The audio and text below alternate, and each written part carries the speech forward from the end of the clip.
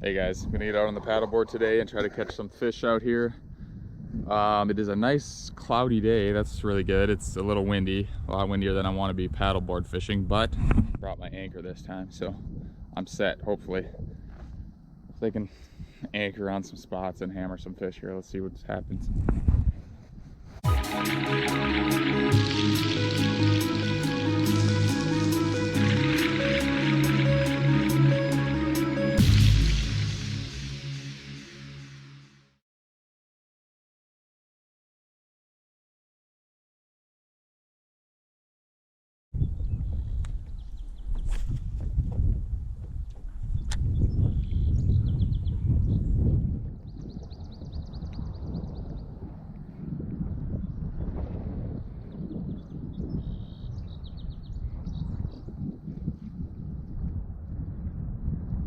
Woohoo!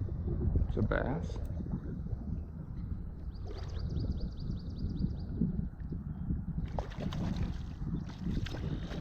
Get up here, bud. You're hooked right in the head.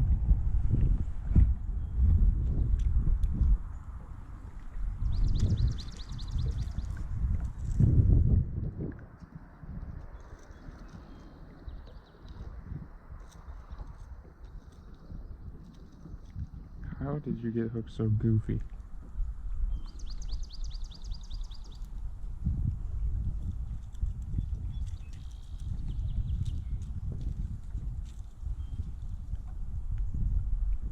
Come on, get down there. There we go.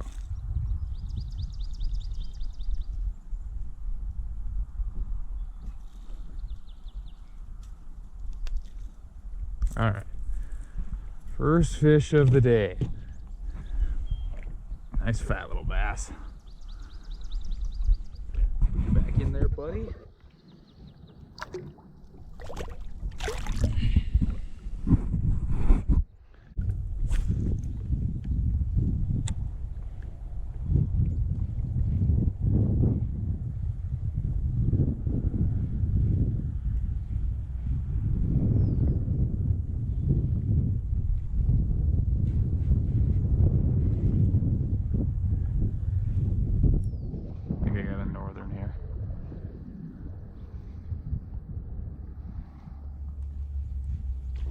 Oh no, it's another bass. Sweet.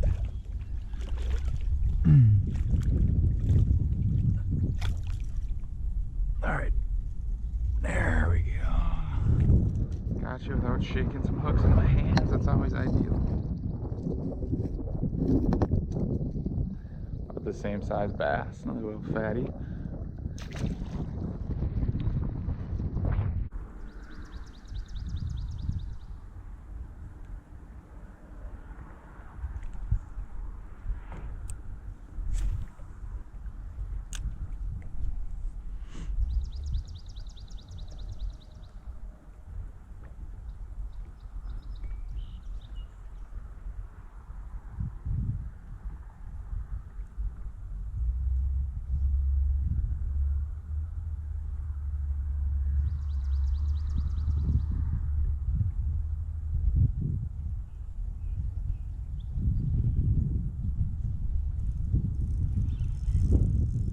What the hell do I got here on the freaking little ultralight crappie Rapala? Feels like a northern.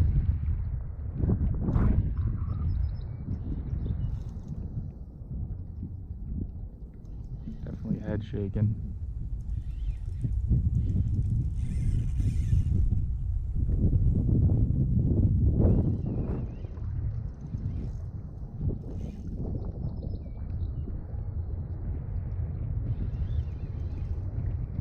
Yep.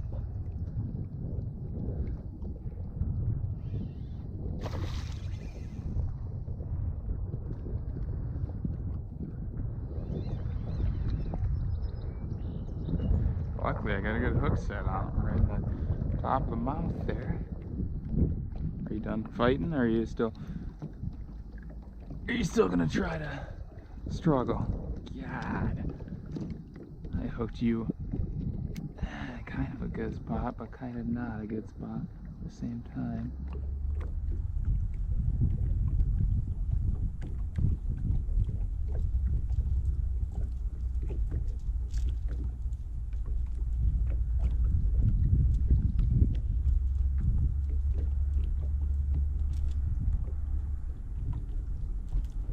Come on, get out of there.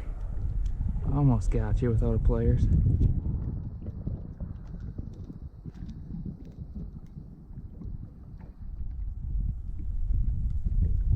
Get out of there. Yes, no, yes, come on. Got it. Thought you were. Alright, go back in. Thought you were nicer than that.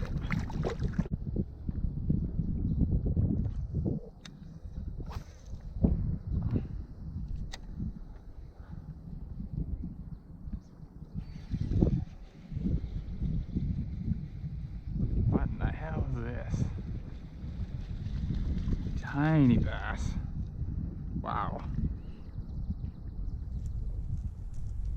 Sure got an appetite there, little buddy.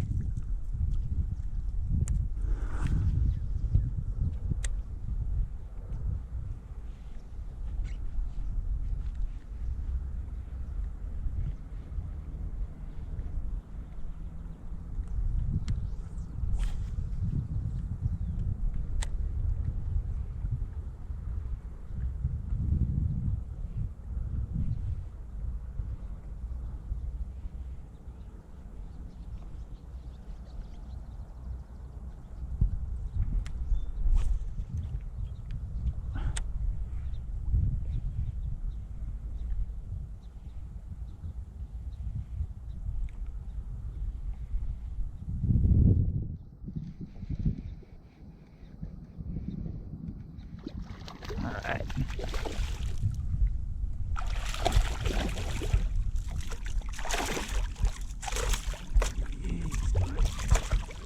Oh no. Don't get my anchor rope, you son of a bitch. There we go. It's really all I've been catching lately, these little bass. I don't know where the big ones are. Actually, last night off camera I caught an 18-incher on a different lake, but for the most part it is small bass.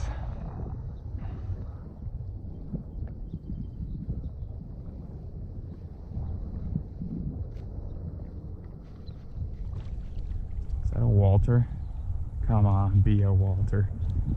It is. It is a freaking Walter. Yes. Hell yes. That's a freaking nice one too. Hell to the yes, guys. I gotta throw the freaking anchor down.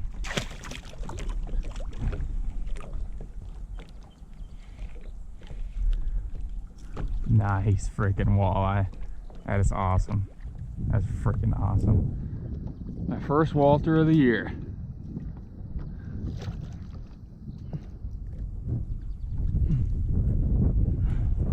Stay on there. You were a freaking nice fish.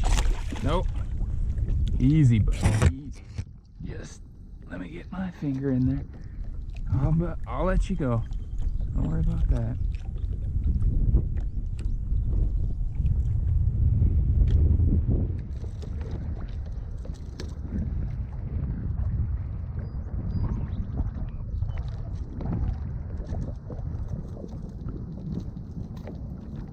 Sweet.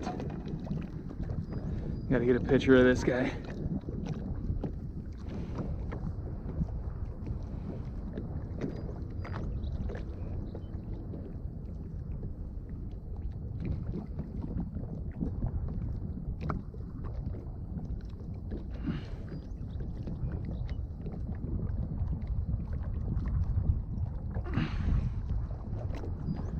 First walleye of the year, guys. Look at that. That is a nice fish. Not too big. She probably goes 22, 23 inches, but awesome catch. Let's get a good video release on her on the freaking stand-up paddleboard on a Rapala. There she goes. Very alive and healthy. Awesome fish. That is so cool.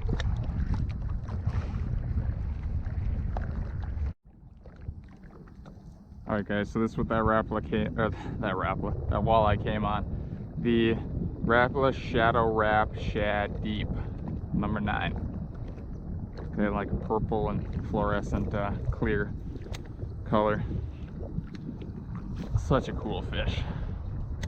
I don't catch many walleyes. Most of my walleyes are caught like bycatches of bass fishing, but very cool fish. That thing hit it right at the paddleboard. I think that's a northern.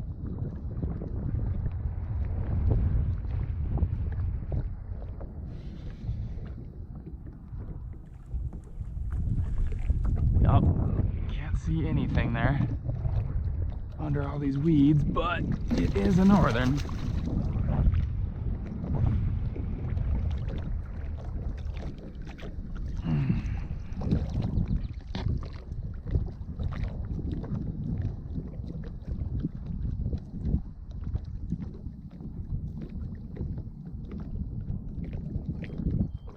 Little guy.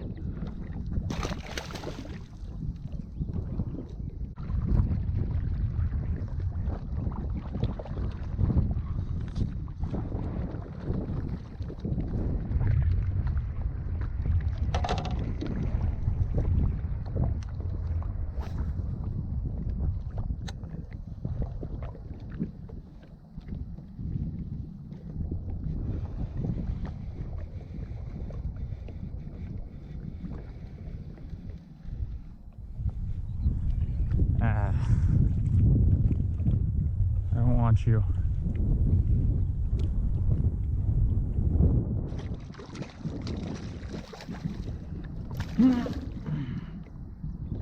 Come on. Oh, great. Now you're hooked in the freaking side there.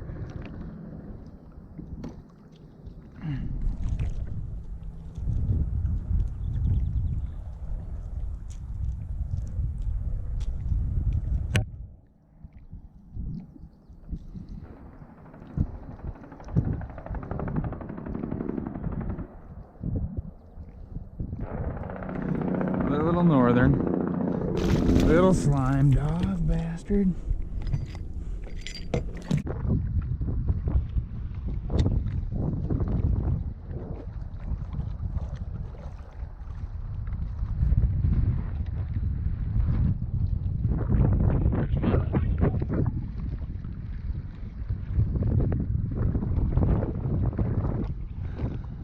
Other little bass.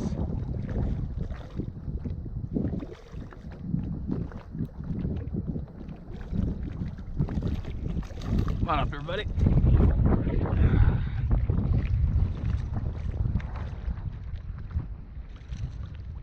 Easy. Easy. Another little bass. And by far the most consistent bites all day right there.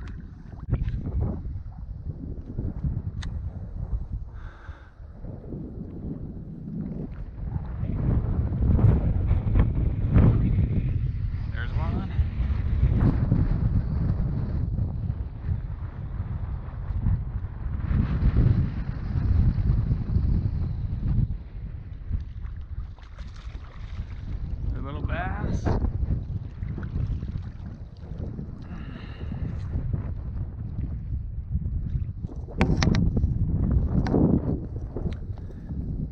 Typical. I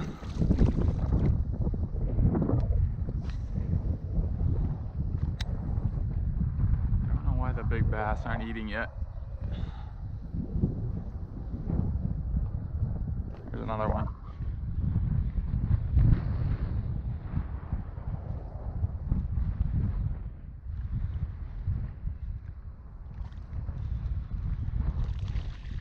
It's a little bit better.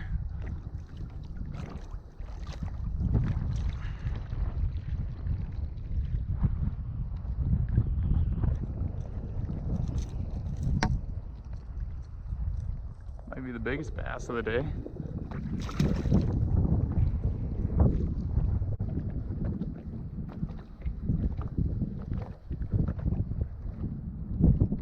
There's another one.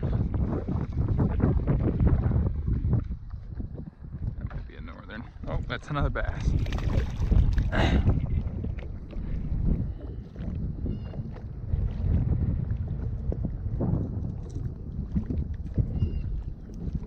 Oh man, got yourself in the gill there, buddy. Oh, there we go. Popped right out without any damage. Good. Oh, there's a little bass. Gonna be kind of stacked up in this little wind-blown shallow bay here.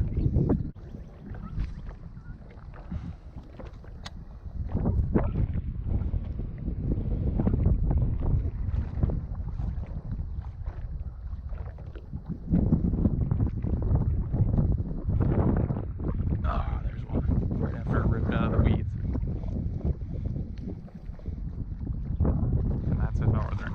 Oh, God, it's wrapping itself all up in it too, aren't you, you freaking bastard. Oh my God.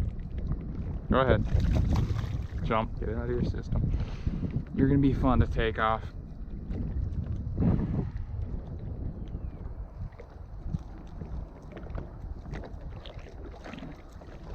Not too bad so far. If I can get this one, this top hook out easily. Might be able to just slide on that line right over you. Comes a gust of wind that's gonna try to freaking tip the paddleboard over. Perfect timing. Alright, don't shake.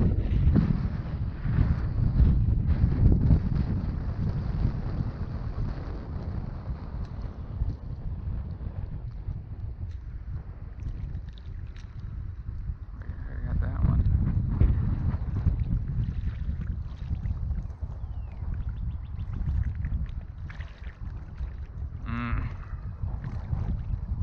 Oh, you're proving difficult.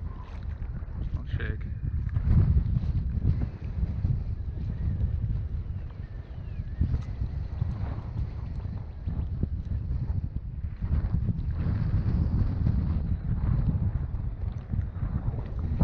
Alright.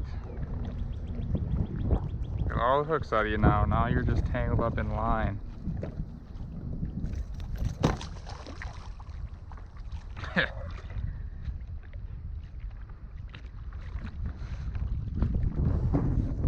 This is the result of that, guys. I think it's barely in there, but that was awesome. That's why I don't like catching little pike. Yep, just popped right out of my face.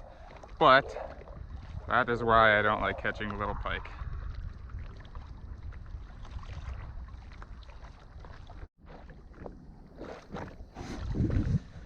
Guys, I think that's gonna do it for me. Had a pretty good day. Caught quite a few little bass, a couple small pike, and that nice walleye. That was definitely the catch of the day. Sitting here, I'm almost to the end here where I'm taking out, so my anchor is doing a pretty good job holding me in place, but this wind is blowing cold water. My shoes and socks are soaked, so I think I've had about enough. It was a good day though. Always nice to get out, especially on these overcast days. You got a way better chance of catching a walleye. This overcast, choppy days, although it's a pain in the ass to paddleboard through all that stuff, it definitely increases your chances of catching fish, and especially walleye. So I had a pretty good day overall. Thanks for coming along with me, guys. I will see you next time. Subscribe if you want to see some more of these videos. Hey guys, I just want to recap that trip real quick. So I got quite a few bass, all on the quite small side. Not tiny, but not very big at all. A couple pike, and then nice walleye, of course.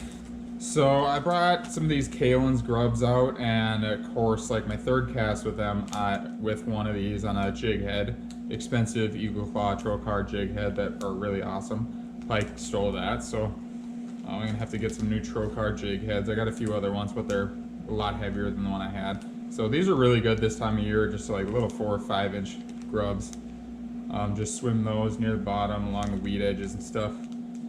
I didn't really tie on a new one because I didn't want to sit out there in the wind and get blown around trying to retie one of those. But the other one was a shadow wrap, and luckily I didn't lose one of those. I got a couple backups here. But the shadow wrap was what caught almost all of the fish on it. And this is on my new rod. This is a Daiwa Tatula glass rod. So this is specifically for like crankbaits. So jerk baits and crankbaits obviously a little bit different, but mostly the same thing. And this rod has a moderate action, and it's like a graphite fiberglass blend. And I think I only lost one fish on it today, so I mean, for all the fish I caught on it, this is all tangled. For all the fish I caught on it, that's pretty good. So the reason I really like this rod right here for jerk baits, still wrapped on the tip there. The reason I really like this rod for jerk baits is you can see like it bends quite easily. So these treble hooks, when they're in those fish, you don't have like a big single hook like a chatterbait or a spinnerbait that's really pegged into there. You got a bunch of small treble hooks on there. So it's kind of easy for these fish to jump and throw the bait, or even to just thrash underwater and throw the bait. But this rod really absorbs those head shakes a lot. So they move and the rod bends with them to make sure that they have tension on it, or that the line still has tension on it. And then when they let it go, the rod still keeps some of that there, and it loads up like well into the rod here. As you can see, like we have a heavy action rod, it doesn't load this far down, and it doesn't load as easily. So it really works nice. It launches these lighter baits pretty nice too, just because you got a little bit of a whip in there. That kind of helps you cast them better than if you didn't have one. And then I'm running 30-pound test suffix braid on here for the main line. I got the drag set a little bit loose because, like I said, you want to give those fish some ability to absorb, or you want to give the rod some ability to shake those, or to absorb those head shakes. I can't talk right now. Absorb those head shakes. The braided line doesn't stretch like monofilament line does, so that's why I loosened the drag up a little bit, and I got this more medium action rod, or moderate action, medium power rod. And then I just have like a 10 or 12 inch clear monofilament leader on there because I don't want those fish to be able to see the braid. And granted, the water's kind of dirty there, but anyways, it never hurts to put a mono leader on there, or even a fluorocarbon leader, just so the fish can't see that braid. This was the one that caught them all. Nice little purple and clear shadow wrap, the deeper diver. And a lot of times we're like, oh, there's the weeds, where the fish clearly are gonna be. So you like to cast parallel to the weeds and run the bait just along the side of the weeds, so you're not hooking into any of the weeds, and that definitely can work. But the best thing I have found is to cast and kind of get into the weeds a little bit. Rip that thing through the weeds. You're going to catch a lot of weeds, you're going to be ripping them off the hook a lot, but they really like that. When that thing is ripping through the weeds, it's almost like little fish swimming around the weeds that are trying to hide from the fish. And then when they pop out like that, it really triggers them to strike. So a lot of times I was in the weeds and I'd be like, all right, give it a couple twitches and try to rip it out of the weeds, and then that's when they would hit it. So definitely nothing wrong with casting parallel to the weeds and reeling along them. But once in a while, if that's not working very well, you're just not getting that many bites, throw it up into the weeds a little bit. Obviously, you don't want to go straight into the thick, super heavy cover, but throw it up there in like kind of little weed pockets, or kind of places where there isn't too much weeds. Or maybe if there's a point sticking out, instead of casting a couple feet past that point and pulling it past the point, you cast about 10 to 12 inches inside the weed point there. You reel it along that, and then once you get to that edge, you rip it through the weeds there, and that'll hopefully trigger some more strikes for you guys. Weeds aren't very well developed yet. It's, what is it, May 13th today in Minnesota, so weeds aren't super developed. They're coming in certain spots. They're not in very many spots, so the fish really congregate in the weeds. So early spring like this, the places where those weeds are first popping up, that's definitely your main priority to hit those places first.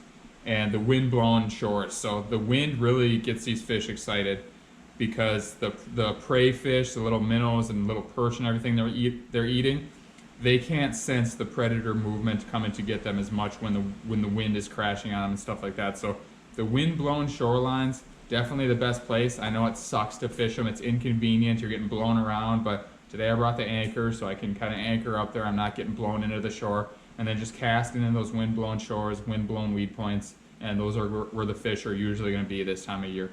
If you have any questions on how to target these fish in the spring, any advice on fishing, feel free to ask in the comments section. Hopefully you guys enjoyed this video. Subscribe if you did, and I'll try to bring you some more informational, educational, and entertaining content coming soon. Thanks for watching.